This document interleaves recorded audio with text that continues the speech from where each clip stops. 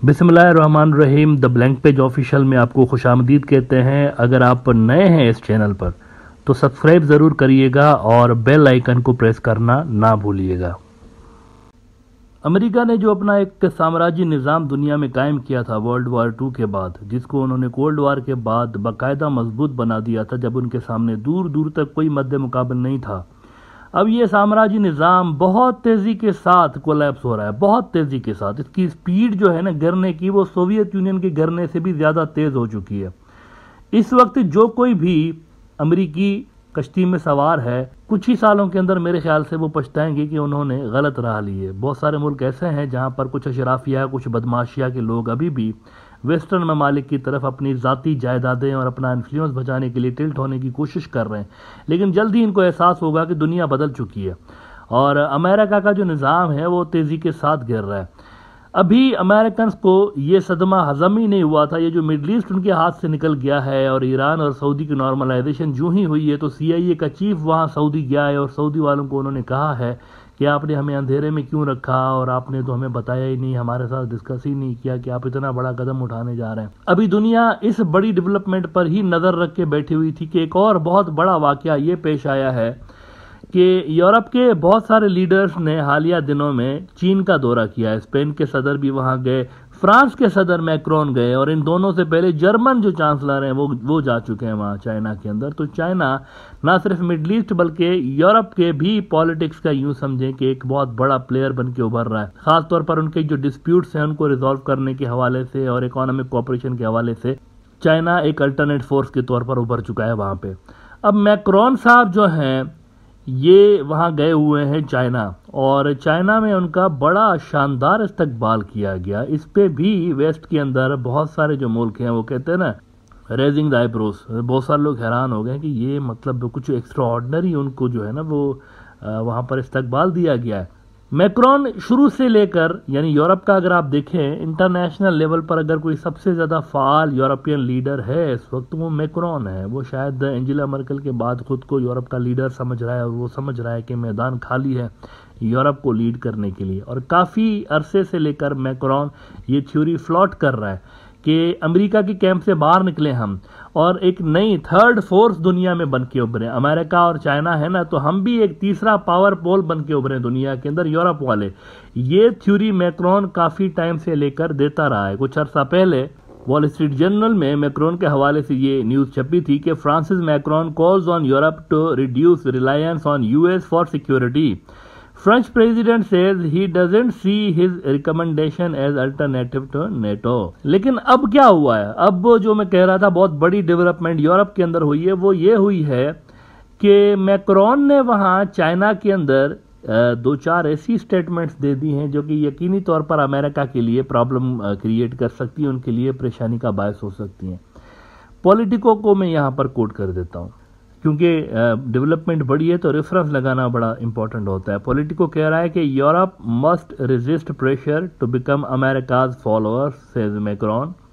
The great risk Europe faces is getting caught up in the crisis that are not ours, French president says in interview. अब देखें, यहाँ broader view में मैं काफ़ी मरतबा ये बात इंडिया के हवाले से कहता रहा हूँ कि इंडिया के अंदर कोई अगर ये समझ रहा है कि रशिया इंडिया की वजह से चाइना से अपने ताल्लुकात ख़राब करेगा तो वो अहमक है, बेवकूफ़ है अगर कोई ऐसा सोचता है। और मैं ये भी कहता रहता हूँ कि अगर इंडिया में कोई ये सोच रहा है कि उनके हिमालयाज़ के पहाड़ बचाने के लिए अमेरिका अपने फौजी मरवाएगा, उधर डिप्लॉय करेगा, अमेरिका लड़ेगा चाइना से, तो वो भी अहमक है, बेवकूफ़ है पहले नंबर का। कि अगर कोई ये सोचता है कि अमेरिका डायरेक्टली उनकी मदद को आएगा, कोई नहीं आएगा। अब यही चीज़ आप यूरोप के लिए अप्लाई करें। यूरोप के अंदर एग्जैक्टली यही सोच है कि अमेरिका की वजह से हम क्यों चाइना से अपने ताल्लुकात ख़राब करें, हमें कितने नफलों का सवाब मिलेगा भाई, हम काहे को चाइना के साथ अमेरिका की वजह से लड़े। मैक्रोन के तरह अल्फाज देखें, पॉलिटिको को मैं कोट कर देता हूं, देखें। कह रहा है कि the paradox would be that overcome with panic we believe we are just America's followers, Macron said in the interview. The question Europeans need to answer, is it in our interest to accelerate a crisis on Taiwan. Macron कह रहा है क्या Taiwan पे tensions को बढ़ाना Europe वालों के फायदे में है या नहीं है। वो कहता है नो, नहीं है फायदे में। The worst thing would be to think that we Europeans must become followers on this topic and take our cue from the United States agenda and a Chinese overreaction. मतलब अमेरिका लड़ रहा है खुद उनके साथ और हम पीछे पीछे जो है ना उनके, मतलब जैसे चिकन होता है बड़ा और पीछे पीछे बच्चे होते हैं उसके, तो कुछ ऐसा ही मंजरनामा यहाँ पर बना हुआ है काफ़ी डेकेड से लेके आगे आगे अमेरिका। देखें यहाँ ब्रॉडर व्यू में कई बार एग्जांपल देता रहा हूँ, अफगानिस्तान का क्या जाता है यूरोप के साथ, नेटो को क्यों लाया गया यहाँ पे, कहाँ यूरोप, नेटो यूरोप की फोर्स है ना, कहाँ यूरोप कहाँ अफगानिस्तान, अफगानों का क्या मसला था यूरोप के साथ, क्यों लड़वाया गया दोनों को, कहाँ मिडल ईस्ट के अरब, कहाँ यूरोप वाले, इनका क्या मसला था आपस में भाई, क्यों लड़वाया गया इन दोनों को, यानी क्यों आई नेटो की फोर्सेस यहाँ पे। तो ये सोच पैदा हो रही है यूरोप के अंदर कि जिधर ये मसला होता है इनका, इनके जो पॉलिसी मेकर्स हैं अमेरिकन, जहां पर वो घुस जाते हैं, मसाइल उनके अपने होते हैं, हमें बिला वजह घुसेड़ देते हैं लड़ाइयों के अंदर, तो वहां पर ये सोच क्लियरली पैदा हो रही है। और मैं आपको ये बता दूं कि जर्मनी और फ्रांस जो है ना, इनकी पॉलिसीज आइडेंटिकल होती हैं काफ़ी अरसे तक, डेकेड्स तक, बल्कि मैं कहूँगा कि सैकड़ों सालों तक आपस में लड़ते रहे, लड़ते इन्होंने कई जंगें कर ली, कभी वो उनके ऊपर डोमिनेंट हो रहा है, कभी फ्रांस उनके ऊपर कब्जा कर रहा है। आखिर में इन्होंने ये समझ लिया कि अगर आपस में ही लड़ते रहेंगे तो किसी का कोई भला नहीं होने जा रहा, कोई नहीं जीतेगा, दोनों को नुकसान होगा। तब से लेकर इन्होंने ये एक पॉलिसी बना दी है कि दोनों मुल्क साथ में ही रहेंगे, मतलब कोर इश्यूज जो है ना उस पर दोनों की पॉलिसी आपको आइडेंटिकल मिलेगी, एक जैसी। जो सोच फ्रांस में है ना, तकरीबन मोर और लेस वही सोच आपको जर्मनी में नजर आएगी। इसका सबसे बड़ा एग्जांपल दे दूं, मैक्रोन से पहले जर्मनी का चांसलर होके गया चाइना, वो भी कुछ ऐसा ही सोच रहे हैं जो ये सोच रहे हैं फ्रांस वाले। तो यूरोप के अंदर क्रैक्स आपको विजिबल नजर आ रहे हैं, बाकायदा नजर आ रहे हैं। मैक्रोन के अंदर अल्फाज देखें, उसकी क्या स्ट्रेटजी है। पॉलिटिको कह रहा है कि speaking with Politico and 2 French journalists after spending around 6 hours with Chinese president Xi Jinping during his trip, Macron emphasized his pet theory of strategic autonomy for Europe, presumably led by France to become a third super power. ये अब देखें नया Europe emerge हो रहा है, तीसरी super power बनेंगे और प्रोबेबली उसको लीड करेगा फ्रांस।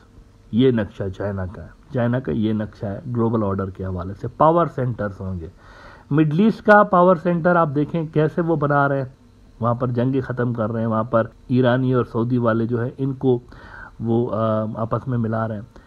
यूरोप के अंदर वो कह रहे हैं अमेरिका को आउट करो, जब आप खुद इतने कैपेबल हैं कि एक फोर्स बन सकते हैं दुनिया के अंदर, तो आप उनके कंधे पे चढ़ के क्यों बैठे, अमेरिका के कंधे पे। और ये चीज़ जो है ना वो वर्क कर रही है। इसमें वैसे लॉजिक भी है, ये अलग अलग दोनों दुनिया के इलाके हैं, अमेरिका बिल्कुल अलग है, यूरोप बिल्कुल अलग है। यूरोप का वास्ता रशिया मिडल ईस्ट से पड़ता रहता है। ये दो ऐसे रीजन से दुनिया के जिनके बिना यूरोप सरवाइव नहीं कर सकता। यूरोप को इनकी एनर्जी चाहिए, यूरोप को इनकी मार्केट्स चाहिए, यूरोप को ये चाहिए मुल्क ग्रो करने के लिए, और इनके साथ फिर एज अ रिजल्ट यूरोप को अच्छे रिलेशंस बना के रखने हैं। अमेरिका का यहाँ पर कन्फ्लिक्ट ऑफ इंटरेस्ट है, वो तो रशियंस को देखना पसंद नहीं करते, पुतिन को। तो टॉप के यूरोपियन इत्तेहादियों की जानिब से इस तरह की स्टेटमेंट्स आना ये शो कर रहा है कि all is not well for America in the Europe also. मुझे ये डर है ऐसे में कि कहीं कोई बहुत बड़ा क्लैश ना छिड़ जाए, क्योंकि अमूमन ऐसा होता है जब कोई सुपर पावर डाउन होने लगती है और चीज़ें जब उसके हाथ से खिसक रही होती है तो वो कोशिश करते हैं कि कोई ऐसी चीज़ यानी छिड़ जाए, कोई जंग छिड़ जाए, कोई क्लैश छिड़ जाए, जिससे फिर कुछ सिनारियो को चेंज करने में उनको मदद मिले।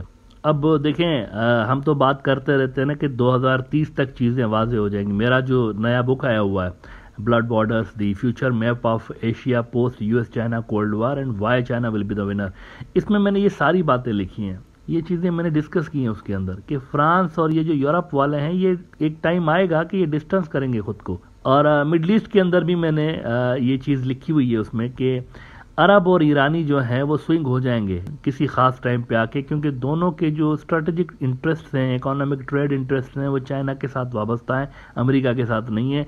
इजराइल की बात डिफरेंट है, इजराइल थोड़ा सा डिफरेंट, और यहाँ पर एक कन्फ्लिक्ट ऑफ इंटरेस्ट इजराइल और बाकी के अरब और ईरानी जो स्टेक होल्डर्स हैं रीजन के उनके अंदर है। अगर आपने वैसे अभी तक मेरा बुक नहीं पढ़ा तो ज़रूर जाकर पढ़िएगा, इसकी लिंक मैं डिस्क्रिप्शन में नीचे दे देता हूँ, आप जाकर अमेज़ॉन में सॉफ्ट कॉपी में भी ले सकते हैं और हार्ड कॉपी में भी ले सकते हैं, तकरीबन सारी दुनिया के अंदर ये डिलीवर करते हैं। एनीवे तो यूरोप के अंदर आप देखें कि क्लियर डिवाइड आपको अभी से ही नजर आना शुरू होगी। 2030 तो बहुत दूर है, वैसे मुझे लगता है ये उससे पहले से ही बहुत कुछ क्लियर हो जाएगा। अगले 4-5 साल के अंदर अंदर बहुत कुछ क्लियर हो जाएगा और दुनिया बायपोलर से थोड़ा सा पहले मल्टीपोलर की तरफ जाएगी। बहुत सारे पावर ब्लॉक्स यहाँ पर इमर्ज होंगे और मेन जो पावर ब्लॉक्स होंगे वो कनेक्टेड होंगे चाइना के साथ, चाइना की तरफ टिल्टेड होंगे।